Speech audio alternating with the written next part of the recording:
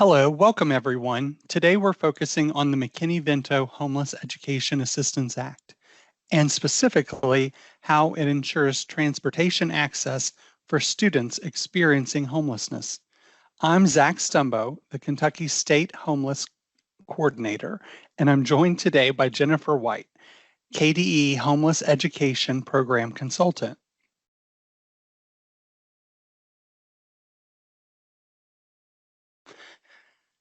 The McKinney-Vento Act. Starting with the foundation, the McKinney-Vento Homeless Education Assistance Act, enacted in 1987 and updated in 2016, is a federal law guaranteeing educational rights for homeless children and youth. It establishes a clear definition of homelessness based on fixed, regular, and adequate nighttime residence. This definition ensures we're reaching the students who need support the most. Key features of the law are noted on this slide. Providing transportation to students experiencing homelessness can be thought of as both a standalone requirement in the law and a way to remove barriers for students. This act creates support systems within schools. Every state has a homeless coordinator, and every school district has a homeless liaison. These individuals play a vital role in identifying homeless students and ensuring their immediate enrollment. Impact of homelessness. Experiencing homelessness presents significant challenges for students.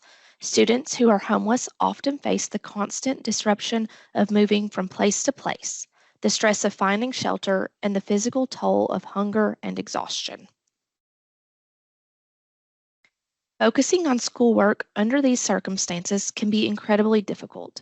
This can lead to lower grades, missed school days, chronic absenteeism, and even dropping out. The McKinney-Vento Act aims to prevent that by addressing these challenges and ensuring educational stability. Unaccompanied homeless youth. There's a specific group within homeless student population that require extra support, unaccompanied homeless youth, or UHY. These are students physically separated from their parents or guardians. They might be living on their own or couch surfing with friends. Just like other homeless students, UHY qualify for McKinney-Vento benefits if they meet the homelessness definition. The homeless liaison plays a crucial role in advocating for these young people, ensuring their voices are heard and their needs are met. Examples of homelessness. This chart shows different nighttime residencies that may qualify a student for McKinney-Vento services. Please remember that all cases are unique, and it's common for liaisons to seek technical assistance for unusual or extreme cases. At KDE, we seek national technical assistance from time to time as well.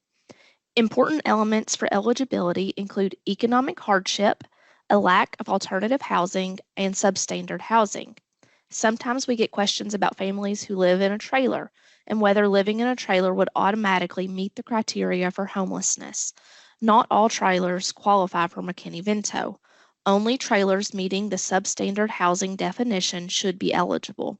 The substandard housing definition includes housing that lacks one of the fundamental utilities such as water, electricity, or heat, is infested with vermin or mold, lacks a basic functional part such as working kitchen or a bathroom, may present unreasonable dangers to adults, children, or persons with disabilities. Immediate enrollment. A hallmark of the McKinney-Vento Act is that students experiencing homelessness are guaranteed immediate enrollment. This means they can start attending classes right away, even if they lack school records or miss deadlines. Enrollment cannot be denied due to attendance history or fines or fees owed. Removing these barriers allows homeless students to integrate into the school environment quickly and minimize disruptions to their academic progress.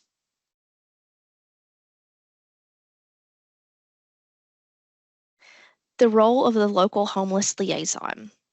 Every school district or LEA is required to have a homeless liaison. Liaisons help identify students experiencing homelessness, assist with enrollment, and connect families with important support services such as transportation.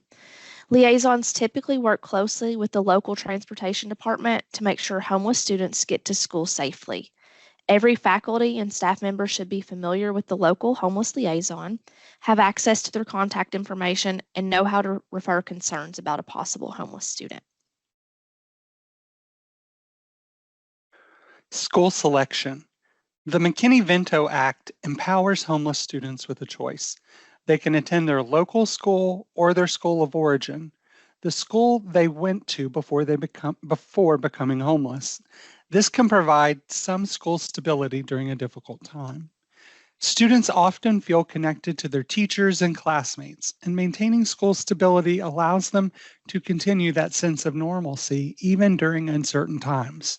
This slide covers specifics related to both the local attendance area school and the school of origin.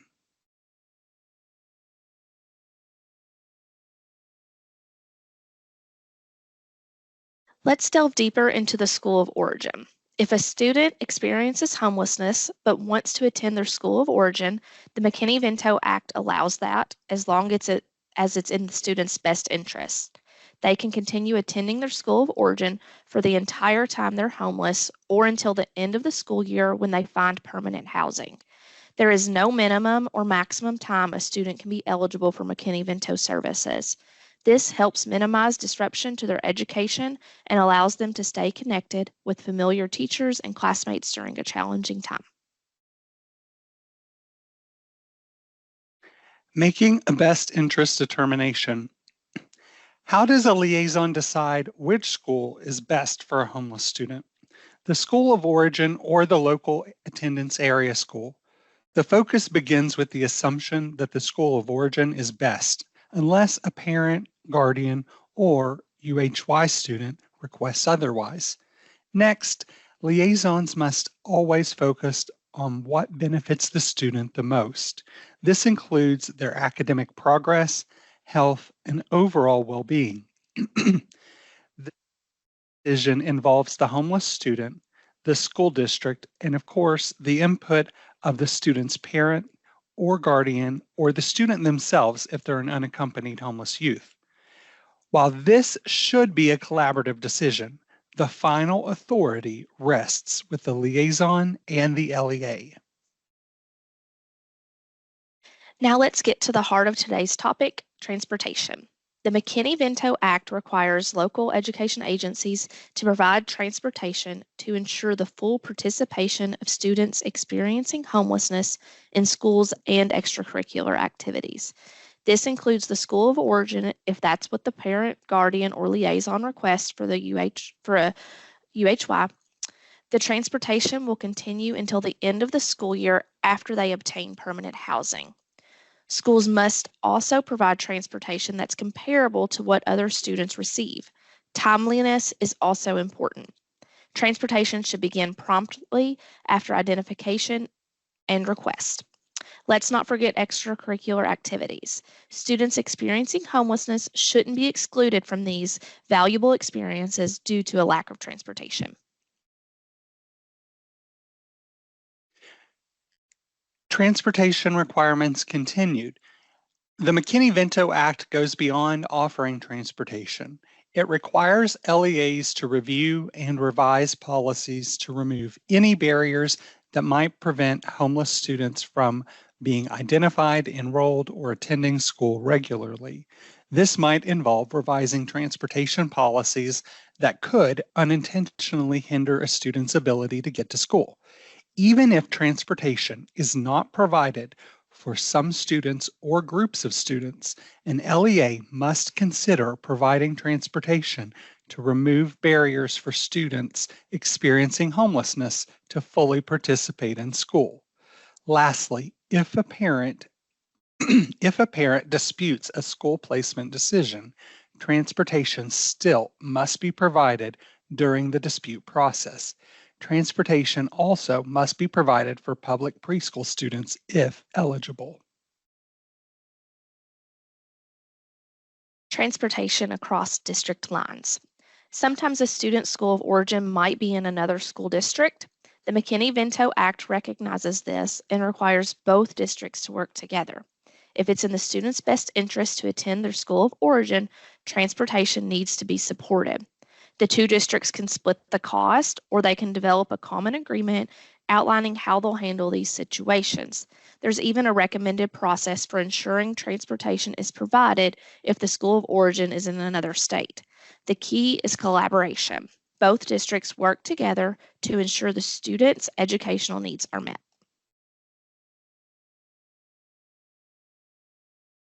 Funding options. We've talked about the requirements, but how do LEAs pay for transportation? There are a couple of funding options. McKinney-Vento subgrants and Title I Part A funds can be used to cover the excess cost of transportation to the school of origin. Remember, the Act ensures comparable transportation, so there might be additional costs involved. These subgrant and Title I funds can help bridge that gap. It's important to note that not all LEAs receive McKinney-Vento subgrants, but that doesn't negate their responsibility to comply with the Act. Districts with American Rescue Plan homeless children and youth grants can also use those funds to pay for transportation costs. Communication ideas. Communication is key to ensuring homeless students receive the transportation they need, and here are a few ideas. Train transportation staff on the rights and needs of homeless students. Sensitivity and confidentiality are crucial. Encourage collaboration between liaisons and transportation directors. Develop a plan to address logistics and costs before the need arises. Homeless liaisons should encourage families to communicate anticipated moves. This proactive approach helps ensure a smooth transition for the student.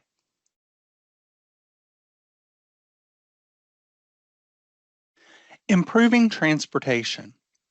Here's how LEAs and homeless liaisons can work together to improve transportation efficiency. Consider using a transportation database or online forms for requests, referrals, and agreements. This can streamline the process and ensure all necessary information is collected. Maintain a record of students requiring transportation, including current addresses. Explore developing specialized bus routes if needed.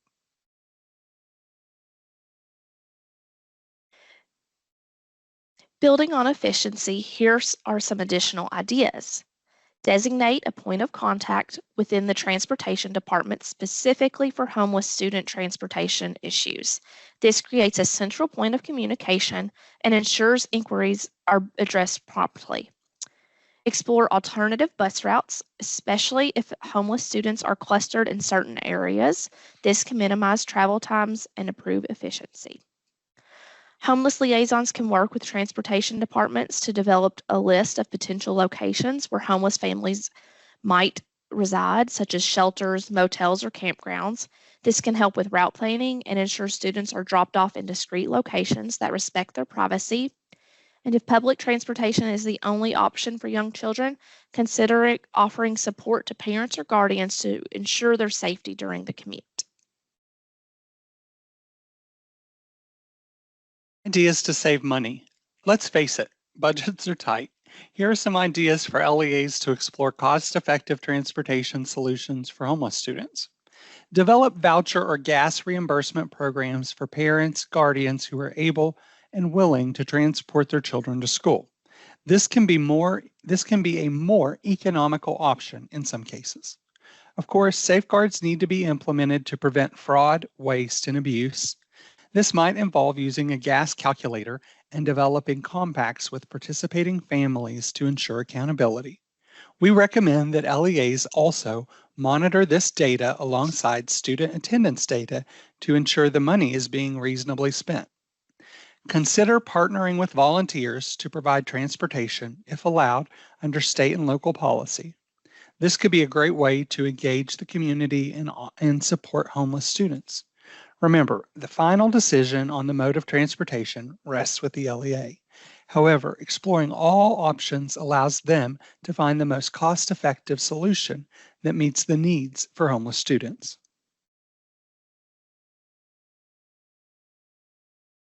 And on this final slide, you'll find our contact information. I, again, have been Zach Stumbo, and I've been joined today by Jennifer White. We thank you for listening to us, and we will join you soon with another webinar. And email either one of us if you have any questions about transportation or another issue from homeless education. Thank you.